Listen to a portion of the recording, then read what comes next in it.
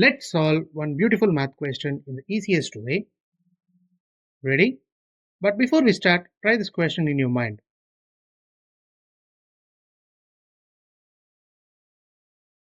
You got it? Now watch the easiest method to solve it so that you will never lose here again. Here we have given 14 minus 2 into 14 minus 2. We are going to use BODMAS rule to solve this, that is brackets, operation, division, multiplication, addition and subtraction. So first we are going to focus into the brackets. Inside the brackets we have 14 minus 2, that becomes 12. So 14 minus 2 into 12.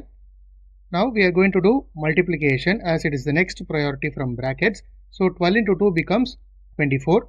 Now we are going to subtract. 14 minus 24 becomes minus 10. Therefore, the solution of 14 minus 2 into 14 minus 2 is minus 10. If you found this video helpful, hit a like and share it to your friends, and don't forget to subscribe my channel for more tricky problems like this.